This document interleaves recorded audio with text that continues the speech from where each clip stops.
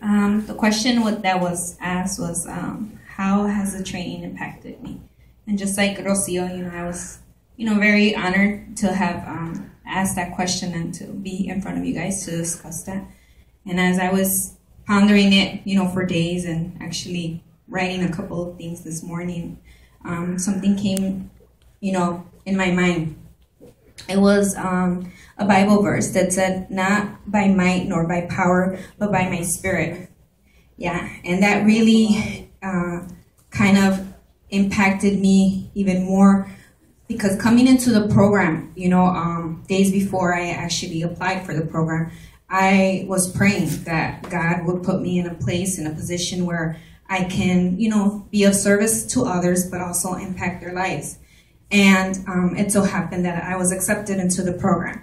And from the first day of training, I knew that God had responded to my prayers. I knew it. It was like I was having church. And it felt so good. And then as we started going along, in the trainings and stuff like that, and they started focusing on the mind, body, and the spirit, my spirit, pretty much resonated with a lot of people in this place, that we did so many activities. I don't want to just pinpoint one person, but talking with Jay and his wife Yolanda, that was like, God did something there in that very moment. And I knew that, this was his purpose and his plan for my life.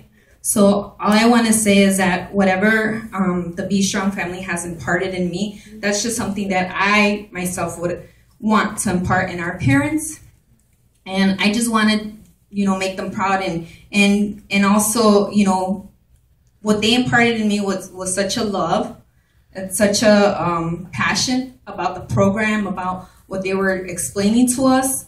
That's something that every day I think about. I think about the 5 protective factors, especially giving it a name. Like, for instance, I didn't know I was that strong, and now I know it's resilience. That's just awesome. So I just want to thank all Be Strong family and all of my fellow coworkers here that that we shared, our own experiences. I want to thank you, because you guys really imparted something in me as well. Thank you so much. First of all, I want to thank the men in here. Mm-hmm. I did a lot of this program for this is the 3rd year for me, and I don't see a lot of men. And to me, we the biggest part of taking back to communities.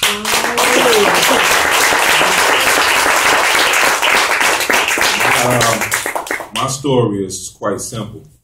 I got arrested a few years back in 2007 for a crime that I didn't commit. And at first I was mad. I was upset a lot about what was going on, why they didn't catch the right people. And so I just made up my mind after a little while that I'm not going to come out the same way I went in. And part of that was my children were going through a lot of things. And I just felt like you don't go through life knowing something and don't tell it, whatever it is, especially the positive. So when I came back, my thing was, if I'm going to be able to make sure that I walk up and down these streets, then I want my children to do the same thing with nobody bothering them. And so when I came back, I was given the opportunity to work for NRI at the time. And it was like, as soon as I said they said, how many children you have? I said, 12. You in. So it's like, yeah. So at that point, though, I found out that my experience, the things that I went through, the trials and tribulations, was needed in these communities, in these neighborhoods. So I said, wherever I'm at, that's where I'm going to serve. These experiences since 2012 have been awesome to me. Just being able to, what we all call network with different people. And a lot of the people in this room, we've all been in the same places. We just never said hi. We never said what's going on in your community. A lot of these communities I grew up in. But I said, I'm going to serve wherever I'm at. Wherever I go, that's where I'm serving.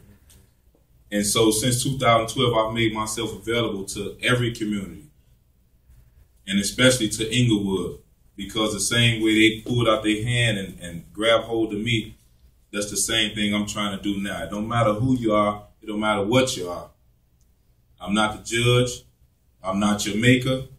I'm just somebody that's trying to help the community. So when I come to places like this, when I go to trainings like this and meet people like you guys, it's an awesome feeling. I'm not going to cry. You know, I feel it. Because, you know, the things that we're facing now, I know me personally, I take responsibility for it. I actually see where it broke, where things broke at. And now it's like creating a monster. It's hard to get it back.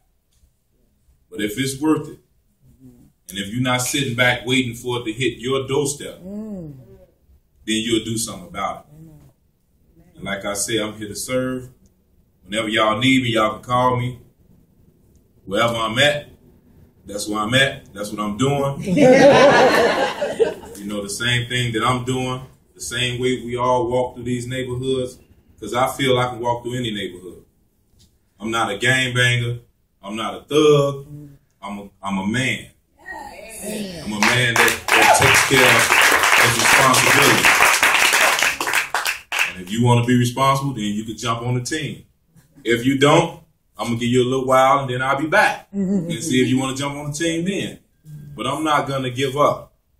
And that's what we're here for, not giving up. Thank y'all.